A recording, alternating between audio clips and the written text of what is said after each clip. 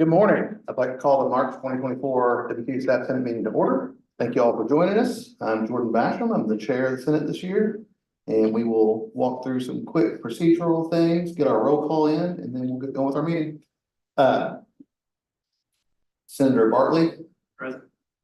Regent Brinkley. Present. Senator Kanzler. Senator Chadwick. Present. Senator Finn. Present. Senator Gilbert. Present. Senator Henry. Present. Senator Hopwood. Yes, sir. Senator Jenkins. Senator Johnson. Senator Lindsey Jones. Senator Rhonda Jones. Present. Thank you. Senator Hopkins is joining us after her other meeting. She'll be here in just a little bit. Senator Moran. Present. Senator Purdy. Vice Chair Stahl. Present. Thank you. Senator Vanderpool.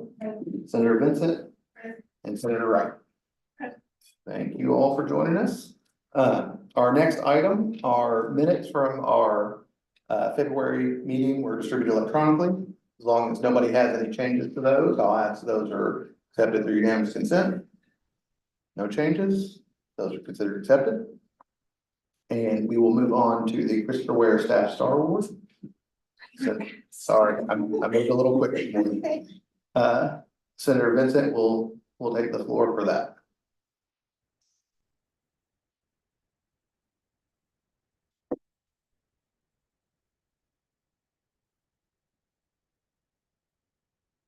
Thank you guys for joining us today.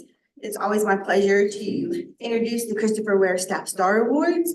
WKU has so many valuable employees and so many employees that go above and beyond. And so this is just our little way of taking time to appreciate their accomplishments.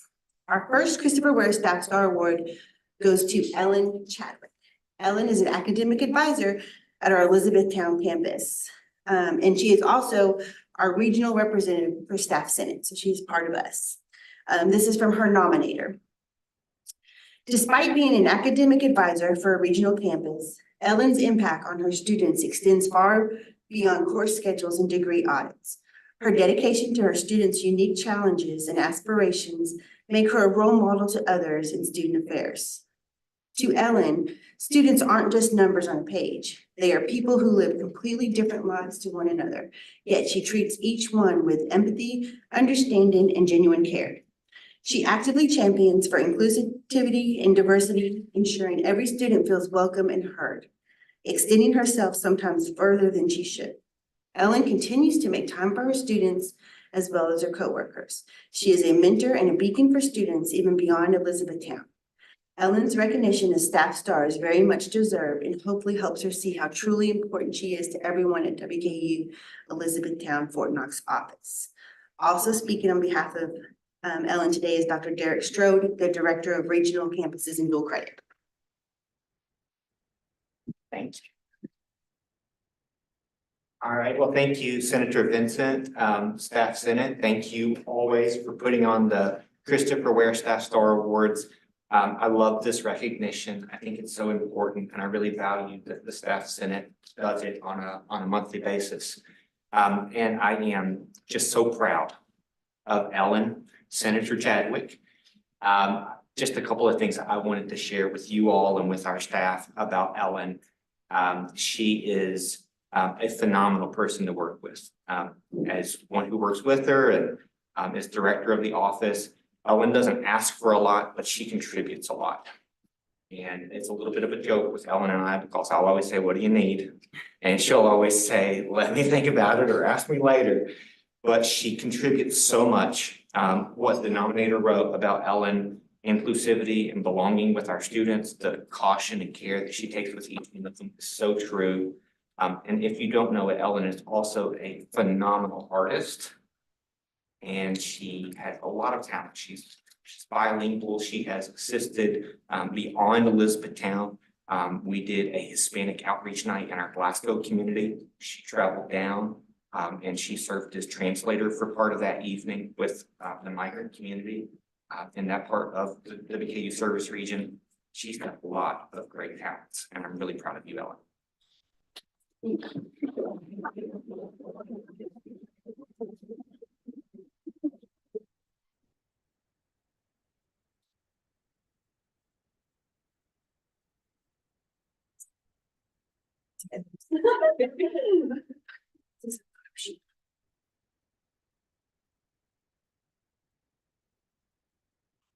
Thank you.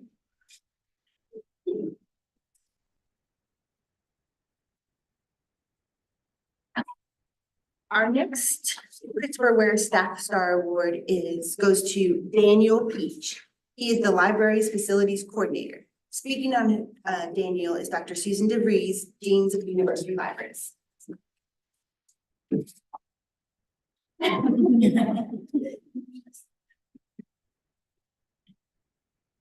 Well, this morning I went around and I asked people, what should I say about Daniel, even though I have something prepared here, but I like to go off the cuff here sometimes.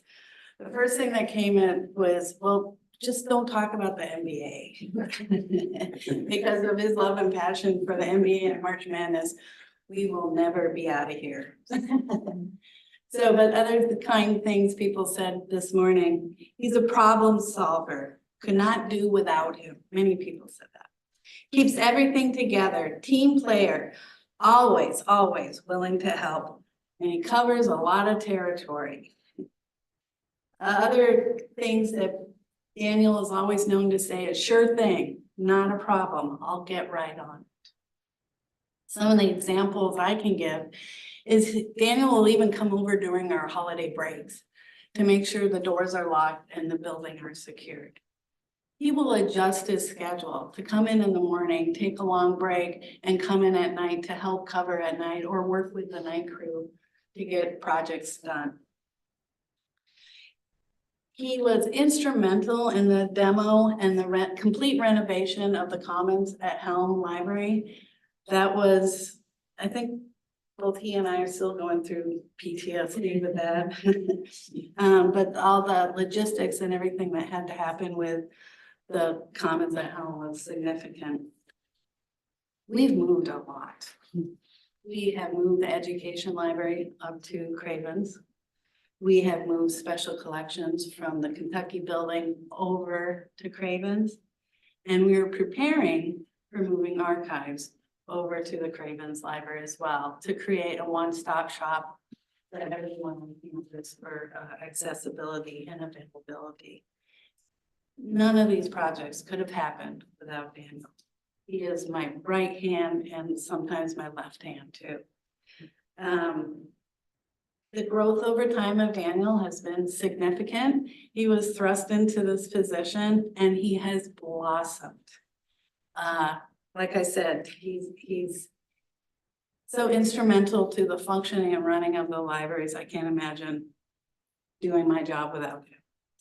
So he makes, in final comments, he makes the libraries better, safe, and an environment which makes it a star, not only for all of us at the libraries, but the entire WKU community. So thank you, Dan.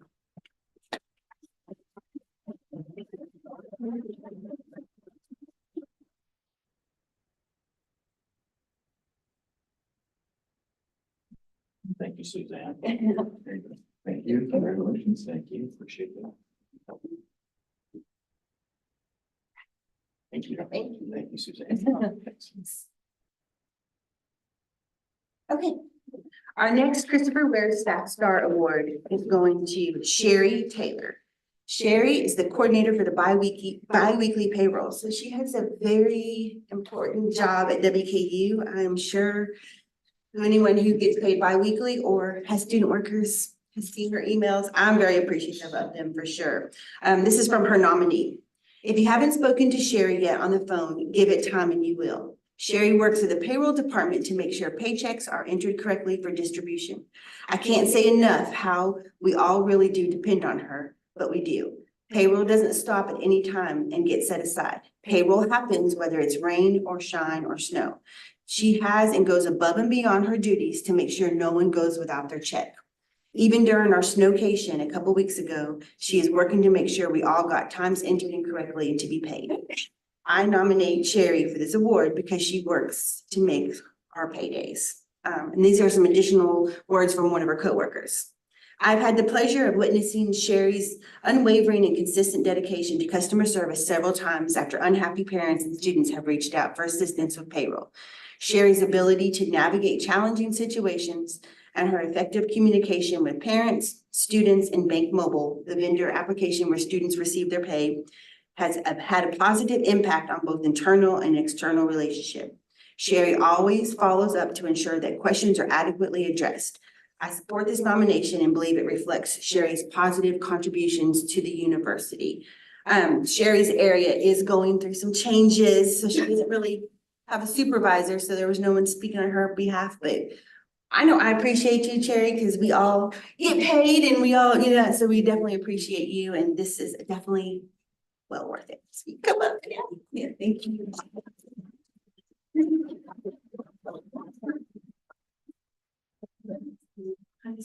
Yeah. So important. Okay. Now, if you want to take this opportunity to remind people to get their stuff in today. That's right. 6 o'clock, approvers. For students, 4 o'clock, I believe, for Valley. So thank you all for joining us and listening to the Staff Star.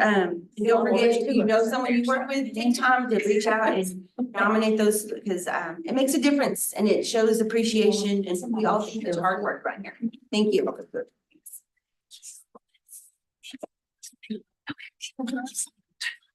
All right, we have a guest speaker today. Jennifer Smith is here to give an update on state budget and all things government relations. Jennifer, thank you for joining us. The floor is yours. All right, can you all hear me okay? Yep, loud and clear. All right, good. I left my AirPods at home, so I'm using an old headset, so I wanted to make sure. Thank you all so much for having me today. I apologize for not being there in person. I am sitting in the basement of the Capitol right now, so I can talk to you all with as much privacy as you can get up here in Frankfurt right now. So I really thought I would just kind of run through a few of the pieces of legislation that we're really watching pretty closely. And then if you all have any questions, I'll be happy to answer those. So the first one, obviously, as Jordan said, is the budget, which is House Bill 6. And right now that bill has passed the House, but it is over in the Senate. And so we expect to see the Senate version of that bill probably early next week. But currently what the House has in there for the universities and for WKU specifically, there's a 3% increase to our base appropriation in the first year of the budget, but then it remains flat in the second year. So the second year does include that 3%. There's just not any additional funding on top of that. The Gatton funding remained unchanged. The Kentucky Mesonet funding remained unchanged. They provided little over 1.5 million for our KERS pension subsidy, and that's in each year of the budget. And they provided a little over 2.1 million in each year to cover the increase in our state fire and tornado fund insurance premium. So that was an increase that we were not expecting. And so the House did give us the difference, that increase that we received for this coming biennium. There's also funding, there's increased funding in the performance spending pool. I don't have that number off the top of my head, and I forgot to write it down, so I apologize, I don't have that. That is what is in there for operating. For capital, it includes another round of asset preservation funding. So if you recall the last budget, the 22 budget, there was asset preservation funding in there, but the comprehensive universities were required to come up with, I think it was a 15% match. This round of funding does not require a match for the comprehensive universities. So for us right now, that's 28.5 million in each year of the budget. And then it also provides $160 million to build a new academic complex. So that is everything that is currently in there right now for WKU. Not sure what the Senate version is going to look like, but once we see that next week, I will do an update on the government relations website so that everybody's aware of what that looks like. So my assumption is that when we see the Senate version early next week, it will pass out of the Senate next week so that they can start conference on the budget prior to the veto period, which I think starts on the 29th. It starts on March 29th. So any questions on the budget before I move on? I know I kind of ran through that sort of quickly. Hey Jennifer, I sent you a question from the room on your text. If Okay. you- Yep, I see it. Thank you.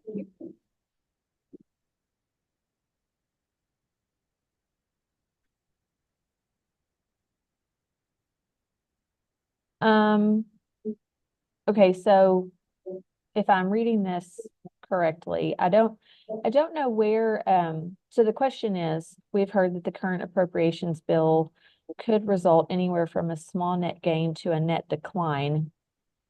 Could you succinctly summarize the net effect as it is now? Well, as it is now, there's more funding in the budget than we've had before. So I don't see how that could be a decline. I think that is probably a better question for Susan or Ronaldo than me, because I don't pretend to be the numbers person.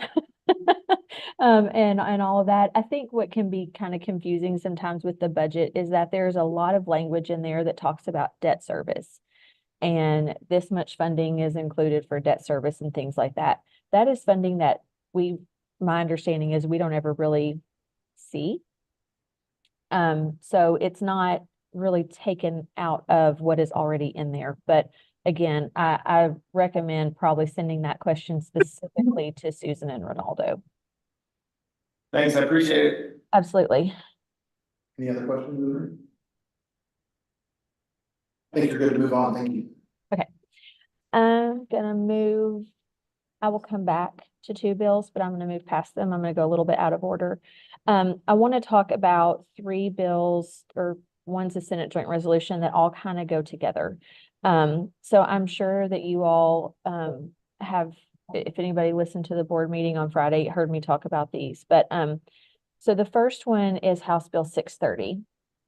And what this does is it permits WKU only to offer up to 5 PhD programs that are related to workforce and economic needs of Kentucky.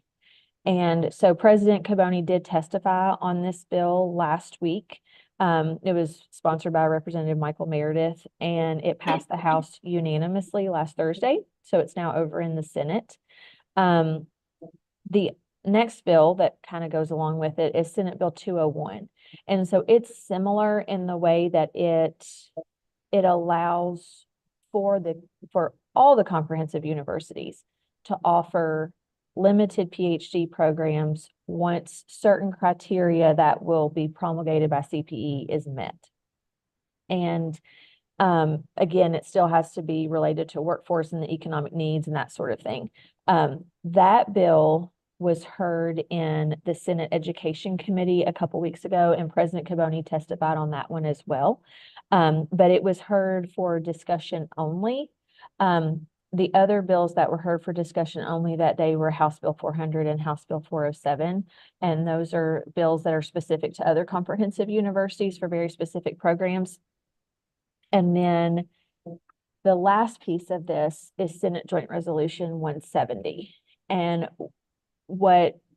even though it's a joint resolution, it still has to go through the same process as a bill.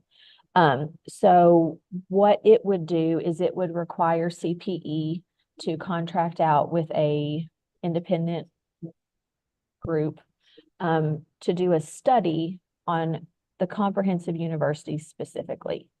And so basically every comprehensive university would say, this is our big priority. So say for us, it's the PhD programs. This is what we feel we need to be able to be offering our service region in Kentucky.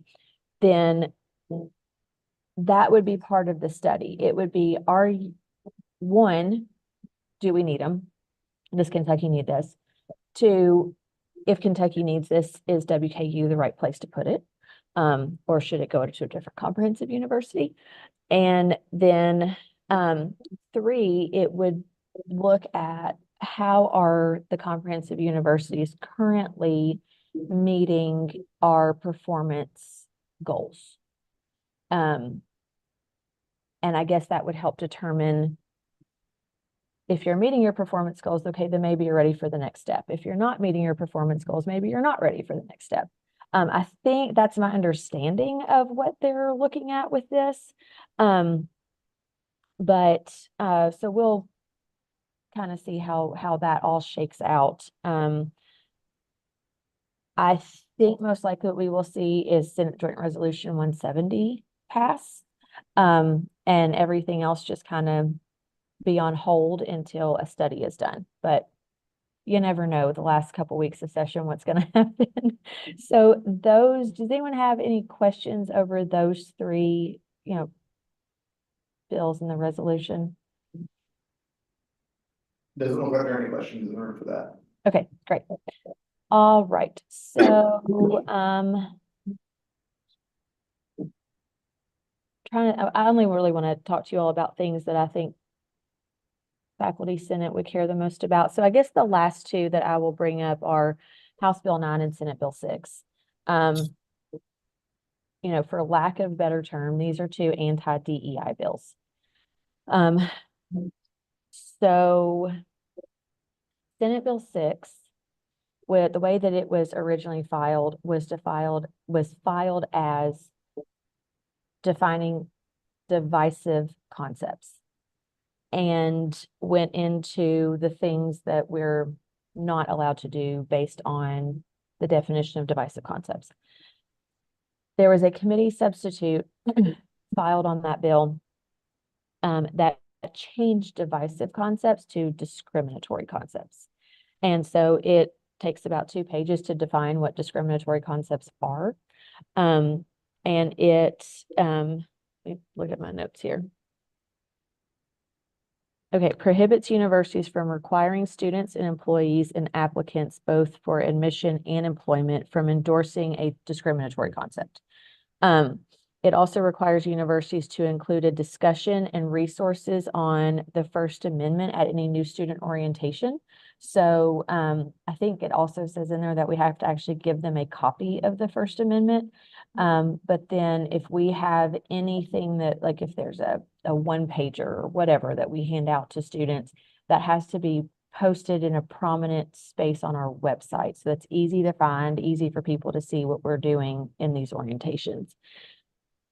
It also says that any DEI employees' duties shall include efforts to strengthen and increase intellectual disabilities among students and faculty, and spend at least 50% of their time mentoring and coaching Pell eligible students.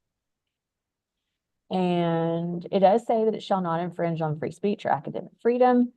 It has passed the Senate. It has been received in the House, but has not been referred to a committee yet. So in the Senate, just so everyone's aware, when a bill is filed or received in the Senate from the House, it is referred to a committee. Now, just because it's referred does not mean it's ever going to be heard in committee, but they always go ahead and pretty much refer bills. In the House, it doesn't necessarily work that way. They can refer bills or they can choose to not refer bills. So right now it's just there. I fully expect it to be referred though at some point. So then House Bill 9, I always have a really difficult time talking about House Bill 9 because there's so much in it. And it is just much more restrictive. And so House Bill 9 has been referred to the House Education Committee, but it has not been posted for a hearing yet. I will share with everyone, we received a letter yesterday from the sponsor of House Bill 9 requesting a meeting with each university. And so I am having a meeting with the sponsor in like an hour and a half to go over this bill and to talk about our concerns specifically with it. So I kind of wish that had happened before this meeting so I could give a little bit more of an update on that. But so that's where we are on that. I fully expect that both of these bills are going to receive a hearing probably next week. But I just don't know what a final product will look like. So any questions on those? I'll do my best to answer them. Any specific questions? One general one, so, I'm familiar with your webpage on wku.edu. Can you tell people a little bit about how they can find out about updates to legislative priorities throughout the rest of the session? Absolutely, absolutely. So the government relations website is wku.edu/gov-relations.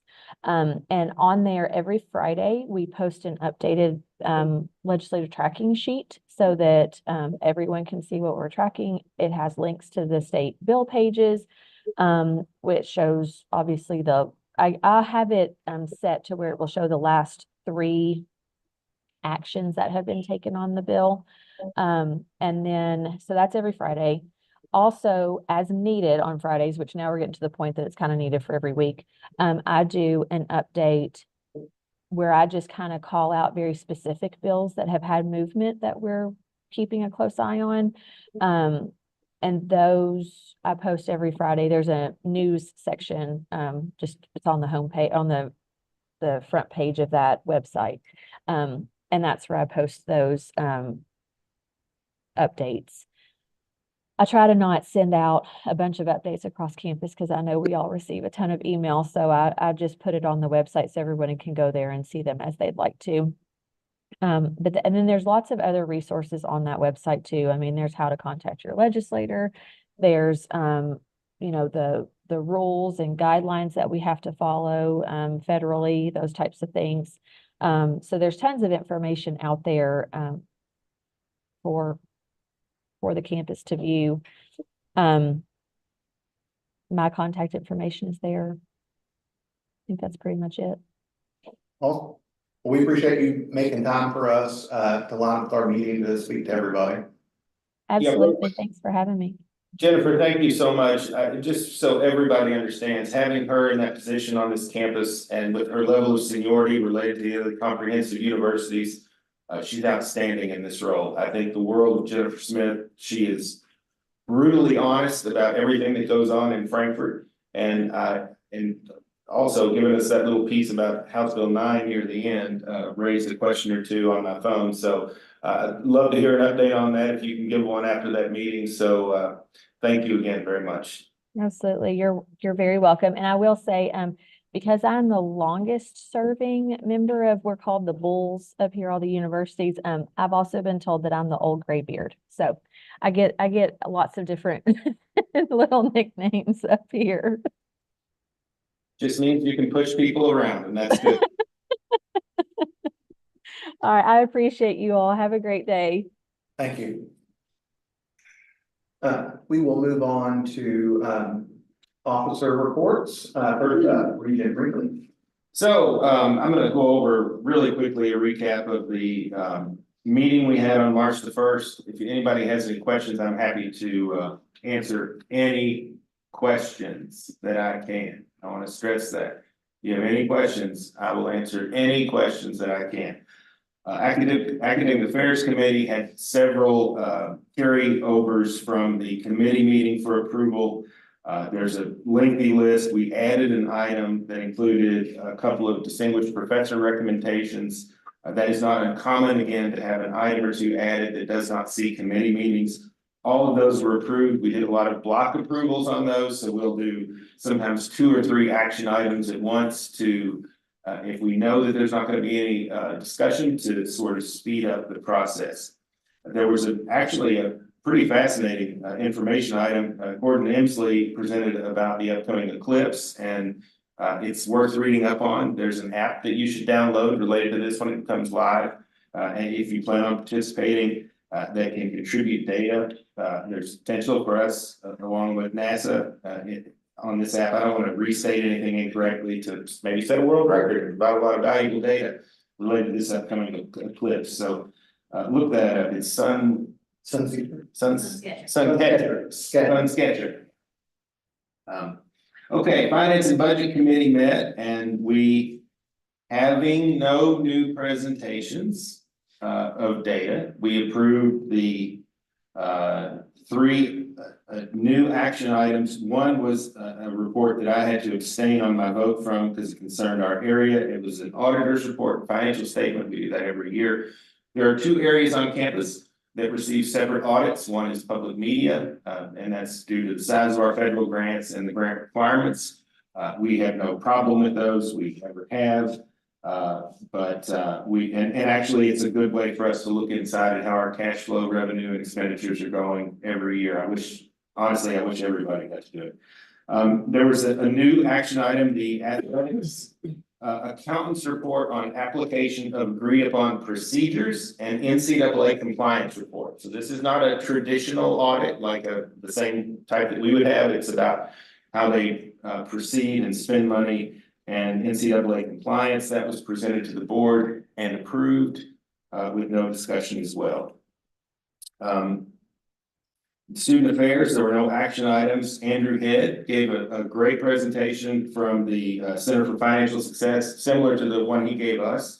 And that I think is a growing area where I think students can really utilize personal finance tools that they can get from meeting with that group or working with them to really help really lower the amount of debt or bad debt that they leave the university with. I think it's an outstanding program, and again, kudos to Andrew for that. There was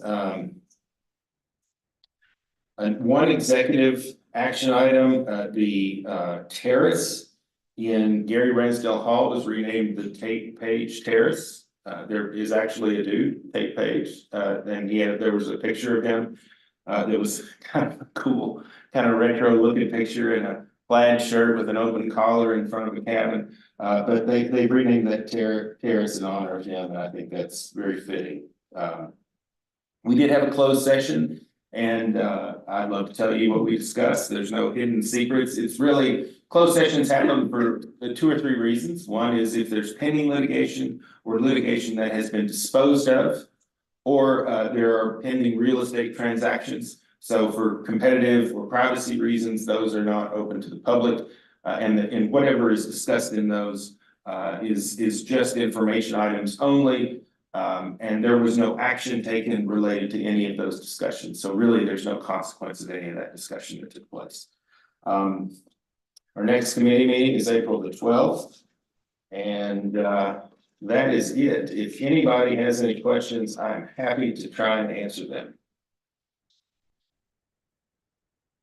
Here now, we'll move on to Senator Vincent. I don't have any updates, but there was an email that was sent to staff senate regarding the the IRS rules for the 5250, if you're taking graduate courses. They were asking if it was actually a university rule where you are taxed on anything above 5250, but it is a federal government IRS rule. So it's the education benefits that we receive for grad classes after 5250, it is an IRS. It's not a university rule. That's it. Thank you. Senator Henry. The treasurer report. For March, our ENG index starting balance $3,668 in balance. We have no additions or disbursements, $30,368. Our staffs and excellence fund starting balance $2,060.77, addition of $18.35, ending balance $2,035.12. Our book scholarship starting balance $1,679.84, addition of $10 for disbursements, ending balance of $1,680.84. And that's the completion part. Thank you very much. Senator Moran. No report. Thank you. Senator Gilbert. Vice Chair Stoll. The only report I have is a few months ago, the workforce committee reviewed the drafts of the annual performance development policy. That policy has since been adjusted, and it was approved by cabinet, and HR is working on providing that on their website and the policy guidelines. So that is a very good report. Thank you. For my report, it was a busy month of meetings. Senator Henry and Regional-elect Hammons and I got to attend the IPS staff forum. Had some good conversation there, a lot of feedback from the staff members that attended. lot of praise for IT. I know their resources are tools I use every day 1,000 times. And then a lot of good conversations about how to improve process and make those experiences better for staff, faculty, and students. BEC has met again. We're still working a lot on process and then setting up some of our procedures for things coming in the future. If anybody has any feedback, I know a lot of people understand that BEC makes a recommendation about salary pool and things like that. Please provide that feedback. And we'll be happy to pass that along and have those conversations with that group. A meeting with the president was canceled so that he could testify before the Senate last week. And I think everybody knows we had a regional election since our last meeting. I want to thank folks at IPS that helped support that and our election committee for getting that stood up, and along with those that ran and everybody that voted. It's really important to be part of that process, get a large number of staff engaged in it. So thank you very much. We also had our nominations come in for the next round of staff senate. I'll announce those names in just a second, but the way things lay out, we have enough open seats that every candidate that's going to run will win a seat. And some categories it'll be a 2-year, or for some folks it'll be a 2-year seat, some folks will be a 1-year seat. Our election for that will be March 13th. Votes still matter. So in our guidelines, once candidates are announced, you get to send 2 campus emails between that time and when polls close. So we'll send out a reminder about those guidelines to folks, so you know. But that's kind of the big component is you get to send your email or 2 emails after they're announced. In our full-time executive administrative professional category, we have Deanna Jenkins, Jordan Ray, Kent Johnson, Leslie Vanderpool, and Steve Calkins. In full-time secretary clerical, we have Andrea Henry, Morgan Moran, Ronnie Jones, Sherry Taylor, Tish Roberson. And in technical skilled maintenance, Billy Finn, Chris Bartley, Jim Hopwood. So when you see the ballot, you'll see all those names on it. Some categories will have the number you're allowed to vote for in them, and then they'll also be at large. The 2-year seats will be for each of those categories, and also be a number of at-large seats. So that'll be March 13th on HopNet. So everybody send emails. Yeah. All right, that concludes my report. Get back to my agenda and make sure I don't skip anything. Does anybody have any old business to bring before the Senate? Does anybody have any new business? I do. So a while ago, we talked about Staff Senate red towels to give out like at Staff Star Awards. Senator Henry has worked on getting some quotes and has a mock-up for folks to see, but I would like to make a motion that the Senate approves $1,000 to purchase red towels for staff members and general awards and things like that. So this, thank you. Oh, you know. No, you're good. That's perfect. So the motion's been seconded. It's debatable and amendable. So if anybody has any comments in any, I guess, in any direction about it. If not, we can vote. Based on no dissent, I'll ask that we approve this motion via unanimous consent. So if there's no one opposed, then the motion will be approved. Thank you. Also related to Staff Star Awards, you see the picture frames we give out. We purchased those. Our supplies are running low. So when I asked that we approve $200 to purchase a new additional set of frames for Staff Star Awards. And then we also use them for certificates for Staff Senate members who are rolling off. So in June at our retreat, we'll have those as well. But I want to make a motion to approve $200 for the purchase of award frames. Thank you. Motion's been made and seconded. It's also debatable and amendable. So if anybody has any comment, if not, I love unanimous consent. So I'll ask that we approve this motion to be unanimous consent. No one's opposed? Awesome, motion's approved. So the way that works is Senator Henry will, as the treasurer, will work on, finalizing the quotes with vendors, and then execute the purchase of each of those items. Is there any other new business? I've got Please. I've had some just thinking, I know like in our staff engagement. Survey that we sent out, a lot of the feedback was they wanted to feel connected, we wanted to do that. I was thinking that maybe the city, because we no longer do the fall break brunch, which is fine, because we have off, so we get to enjoy it. But I was wondering if we ever thought about doing like a WKU employee information fair. Not just like HR. I know we have like employee, like head to the heel, and we have all these tables set up. I think it would be awesome if we reached out to different departments on campus, see if they wanted to set up a table and have like people come and learn about what PBS does, what online does, what alumni does. You know, there's so many great places around campus and we don't know a lot about them, you know. I think it would be awesome because it seems like for the students, there's always swag and information. It would be a great opportunity to get our staff members together. I mean, maybe we could do it like at DSU in one of the rooms up there so that they could come and use their free lunch thing. We could, you know, it would just be, we could maybe do some door prizes, like if you show up, put your name in there. I don't know, I just think it would be a great opportunity to learn more about campus, definitely like HR, police, but even some of the student services that we provide. I don't know, it's just a wild idea I was thinking about. Okay. Cause I mean, we even talked about like, you know, doing food trucks for some people or having like a fair or something to get people involved. Cause I used to like when benefits would do I would go into their benefit. I mean, it's mostly just benefits, like it was open enrollment when they do their fairs. I liked going to that kind of stuff. So I think it'd be important because I think a lot of people don't realize what people do on campus. Okay. Something just think about. Any other thoughts on that topic?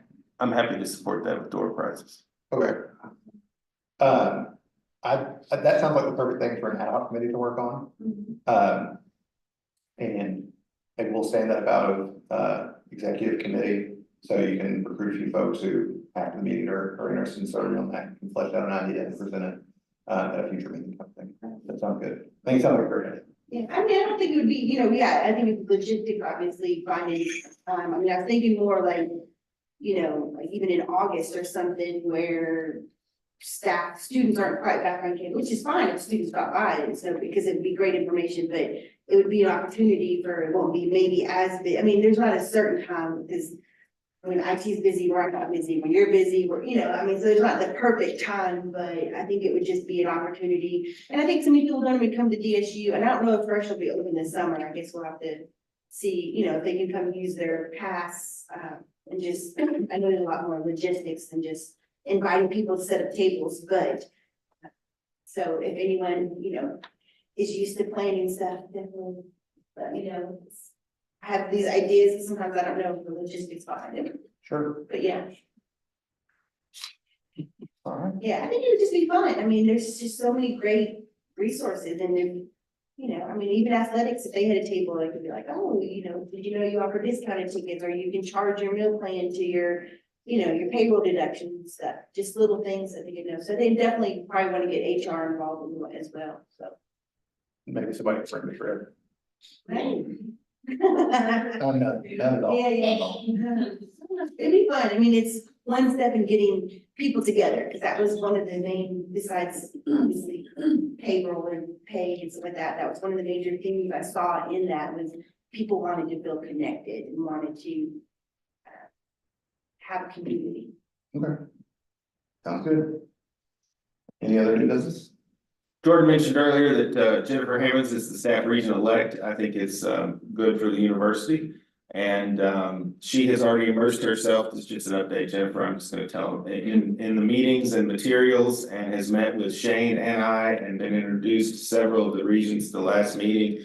I think, you know, and just to give everybody some time perspective, I've got the April meeting, the May meeting, and the June special budget meeting, and that's it. And then Jennifer will move on, hopefully to be sworn in August. There's some level of technicality around when the governor, we have a regent rolling off that needs a reappointment, so that timing could float that a little bit. You in essence will come in for the August retreat and meeting. So if you haven't met her or spent any time talking to her, she's extremely approachable. I know most people in here already know her, but it's a fabulous addition, and I look forward to seeing the results of that. And just a side note, if you all, there's a lot of questions around the mysterious second 1% related to salaries. I'm just gonna give you some shared experience based on information that I have in our area. So I was sent an email and given that second 1% to delegate out to our area. So that's if you have an area where there are E&G salaries, there should be an amount of money that was allocated to your area from the university to award. So they have sent information and included a column that is a compa ratio, which is the easy way to describe that is if whatever your salary is for 12 months, on an average, or the salary for the last 12 months would be divided against the midpoint of the pay band. So if the midpoint of the pay band is 50,000, you make 40,000 for the last 12 months, that would be divided by 50,000 and your compa ratio would be 0.80. So, you know, the definition for being, and I'm just sharing this because it's in writing. The definition for being at the midpoint that the university has provided is designed for an employee who demonstrates the ability, expertise, and job knowledge to be considered fully proficient. Therefore, those employees will often have a compa ratio near 1, so 1.00, which would be 100% of the midpoint. Yes, sir. This phantom 1% that you're talking about, is this something new that has recently come out, or? I got mine yesterday. Oh, so it is new. Well, but it's not new. It was approved. Well, so I mean, no, in the beginning, there, January 1, everybody got the main. The 1%. 1%. This is the other half. With the other 1% being put on hold. Right, so this is the release of that hold. And our I report, think hold is maybe not the right word. So when the BC made their recommendation, it was 1% to be distributed January 1st. And the second 1% pool that would be utilized as a strategic pool divided amongst divisions. And so this is the implementation of that. The second 1% pool will be retroactive to January 1st. So it's the pool that you approved in June of. it's been approved for a while. Yeah. So, But the permission to distribute it as recently came down. Well, what The guidelines for distribution. what came down was the individual amounts based on indexes and a compa ratio of employees. So, you know, what we can use as a tool for determining these numbers, and just to give you all, I love using numbers from our area just because it's pretty, I mean, it's safe without identifying people. 42% of our staff, so of our full-time employees, have been here more than 20 years. But 58% of our staff are below the midpoint. So if, you know, we think that midpoint in the pay band is 1, almost 60% of our full-time employees are below that, and I really try. I mean, just so you know, I really try to get everybody where they deserve to be. So when I look at the offenders of the lower percentages, and I look at how my discretionary, you know, what I'm gonna use in terms of discretion to give these awards, I'm looking at the lowest paid employees, the employees with the worst comp ratios. So I've got them that are, you know, well below even 0.9.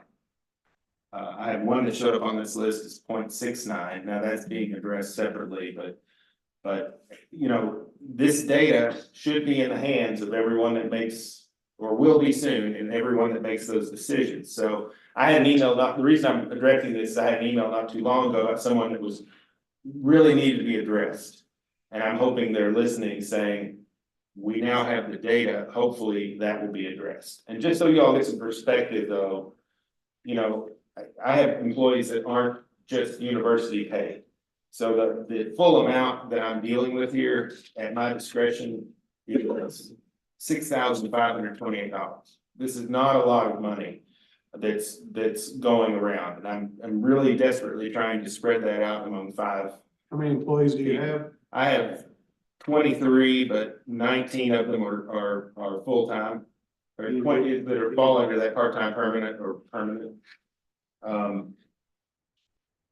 But, you know, of the eligible employees, I really only have 12 that are paid through E&G fully, so. You know, this is, you know, we really try, but, you know, just for people to understand how little 1% is. 1% of that pool for us is $6,528. So I'm gonna do my best, to be fair, and what I'm looking at is the lowest paid, the worst ratios.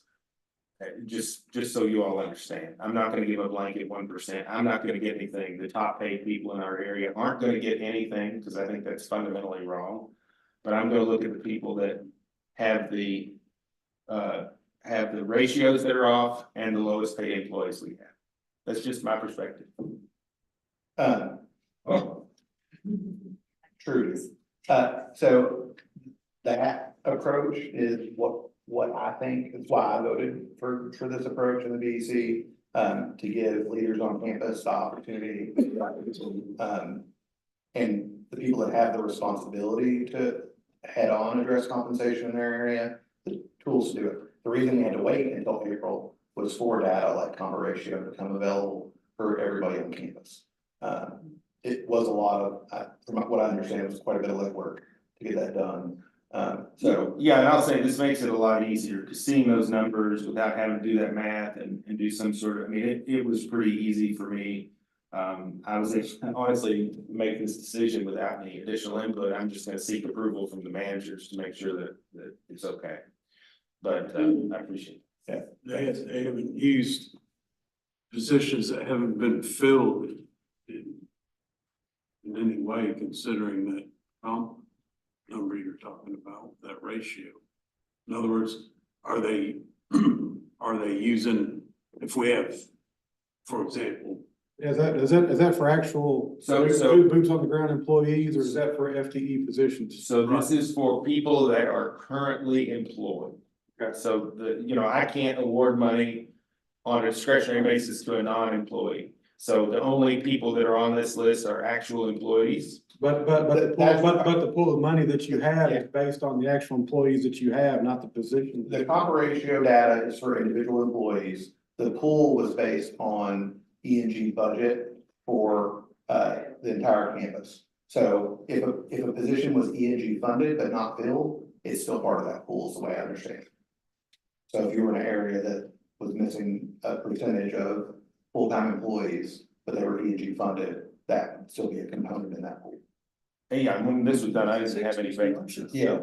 So I'm just, it just made me curious, okay, these positions haven't been filled, so we're automatically, somebody in authority is gonna automatically take that, a portion of that and set it aside to help offset their budget curtailments.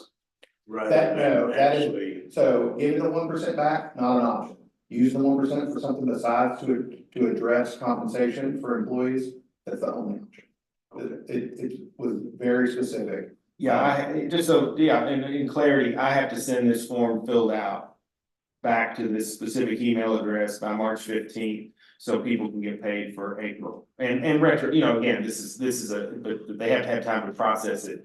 But there is no way I have to come out with a net zero on this. Gotcha. So whatever that amount is supposed to be, my understanding is it's supposed to be addressed that way. Yeah. So that 1% is supposed to be put towards boots on the ground, full-time employees. The only people's names on this list are actual full-time employees. I can't, it would be great if I could set money aside, but I want to, I'll just stress that, is I think I wanna make sure that the people that are off on the ratios the most, and the lowest, I can't stress this enough, the lowest paid employees in our area get this. Right. Right, so that's my thinking. I don't believe in across the board if I can avoid it. Good conversation. Any more? Thank you for your explanation and breakdown. That's something that's lacking across campus. It would be advantageous if we could, I don't know, maybe not necessarily see the names, but see the information that's disseminated. But You know, I can share information as long as I don't reveal employees. or- yeah, well, I mean, in my instance, you know, your department, we all know to go to David. In my department, it's muddied. So, you know, I wouldn't know who to go back and ask and say, hey, is this something that's happening? I think good leadership has transparency. That's a principle that I think we all have to have an expectation of, and I think that's fair. You know, you may not like, if you work with me, or I hate to use for me because I don't believe people work for me. But if you work in our area, you may not like the answer, but I'm gonna tell you what it is and why I made it that way. And if you don't like it, that's fine. And if there's a reason it shouldn't be that way, I'm happy to entertain those thoughts. And if I'm wrong, I'm happy to do everything I can to correct it. But I think we have a responsibility in nonprofit service, and that's what comprehensive universities are, is ultimately we're all nonprofit service people. We all believe in the cause, we work here because we want to. That transparency is something that should be valued and seen as a positive trait of leadership here. Is it gonna be public knowledge of that 6,000, whatever it was that you have that you're dealing with? Is that gonna be public knowledge for each department that has that kind of money for? Well, obviously, the board has to approve amounts of money, so that will be shown in line items, but again, this is a discretionary amount. So the first 1% was across the board, the second 1% is for us to hopefully make some final adjustments to get people closer to the percentages that we think are, you know, obviously, I'd love to get everybody up to 1.00, because I believe everybody is doing a proficient job, right? But I can't. So in light of that, we do what we can. With the change in salary reporting to the board, will we actually see individual titles and increases received as a result? We probably will not, right? Titles will still be, yeah, you'll see titles. In this increase for 1%, because our last 1% across the board wasn't in there, was it? Has it gone? I think it was. Maybe it's listed just a salary increase. I don't think it's in there yet. Most of the ones that come, not, it's first and should. It may be a joint vote, Jennifer. Sometimes we often back approve those after they take place, and they may wait until this I is. just knew with the change in reporting that I was curious that whether or not. Yeah, the change in reporting, you'll still see the positions and the areas. That hasn't changed. The thing that has really gone away is. I mean, here's a good example. I'm $38,000, $34,000 below the high end of what I could get paid in my pay band. If I got a raise from the midpoint to the high end, you would know, that, what the new amount was, you wouldn't know what the previous amount was. Yeah, right, no, I get that. Yeah, No, so that's the difference is we don't know the before and the after, we just know the after. And that really helps us focus on more important, areas of problems on campus. Now, I'm not gonna get a raise, I don't wanna scare anybody, All right, any other questions? I will say related to this conversation, your thoughts on what we've discussed, great feedback to give members of the staff senate that are on BEC, because this is the kind of debate we have in that group about, how we can best utilize funds, and how we can plan to use them. Whether you like the way we've done it in the past, or you don't like it, that's great feedback to give. So, we do reserve time for public comment. So if there's any member of the public that's here that would like the floor. Has there been any discussion? Is there anybody on the staff senate that is a member of any kind of committee or whatever that is part of the process concerning the request for proposals on insurance, on health insurance coverage? Yeah, I know that was touched upon briefly, and they stated that they were looking at doing a request for proposals as far as being self-insured in the future or entering a pool, and I was wondering if there's been any have they had any discussions? Has that proposal come through, or? I was not in that meeting. Was it in August? So there was a proposal, they did send out, requests for proposals to do the evaluation between self-insured and, not self-insured, and it came back that we are saving money by being self-insured. So they are not gonna pursue it this year, they're not gonna pursue it, to go private funding, because they did have, I think 4 different, they sent out proposals to probably 10 different places, but 2 different vendors did come back and it was cost effective to stay self-insured. So they chose to stay self-insured. Did that answer that question? Yeah, I mean, yeah, it's just interesting. You offer a poor product to save money and they say that you save money, so I mean. But I was just curious because, with the pay being what it is, you have to offer something to get people to come here to work. And when I started in 2002, the health insurance was a draw. What was part of the decision-making process for me. Just having access to it, but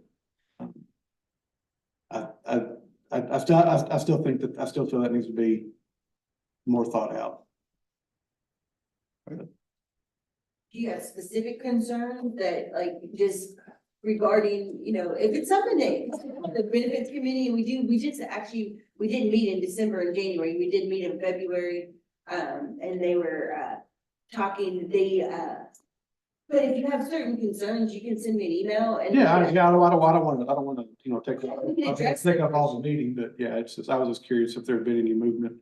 Because it is huge, and I think healthcare is huge, and that's why we didn't have increases, which I've only been on it for the last year and a half, but we didn't have increases for 5 years because they wanted to keep the costs low, but then this past year, they had to increase it significant. So that's something that the benefits committee does address. Because obviously healthcare has gotten expensive as well. And we do have a new vendor that helps with Merck so what are they? Merck is a manufacturer, Mercer, I'm sorry. Yeah, so Mercer is our new manufacturer, or what do you? Actuary, to make sure that we're getting, the consulting firm, to make sure we are getting the best rates and to make sure that we're not being overcharged, but they also, the cost of insurance and cost of medical has just skyrocketed, so.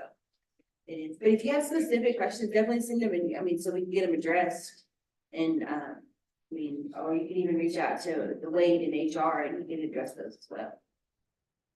Thanks. Yeah. Anyone else? All right, reminder, our staff senate election will be March 13th on TopNet. Our next staff senate meeting slotted for April 10th at 10 a.m. We'll be back on Zoom and in DSU 2081. Thank you all for joining us. We'll stand